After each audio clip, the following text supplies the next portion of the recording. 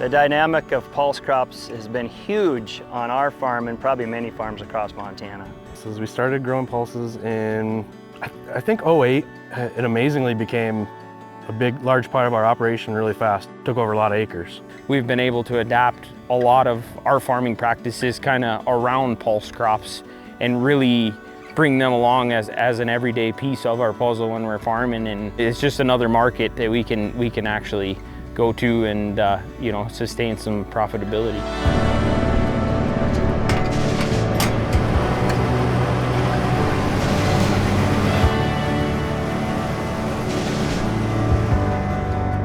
The benefits we've seen to growing pulses was soil health mainly, and then the economic benefits of it.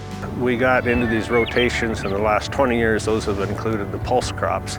These rotations have really increased our cereal crop yields. The following year, going back in with a cereal, we see anywhere from 5 to maybe even 8 bushels better. We were doing probably a 2/3 rotation of wheat and 1/3 chem-foul, or maybe a little barley or this and that, and we seemed to have a ceiling on our yields, like our wheat yields, you know. Adding the pulses into that, there's a third of our acres that we weren't growing crops on, so we were getting income off that. And then also it was our yields on wheat and other crops just kept going up and up and up.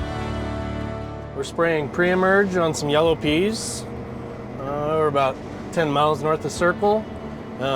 Peas were planted 10 days ago. It's been very cold at nights and sometimes during the day, and so peas aren't very close to emergence. They're probably still a few days away. Planting conditions have been about perfect, but the top is really dusty, and it'd be really nice to get a rain to kind of seal the ground up. So far, we've got off to a good start. Crop conditions are a little bit on the dry side. Of course, every farmer wants it wetter, and it always is, but it is a little bit on the dry side right now.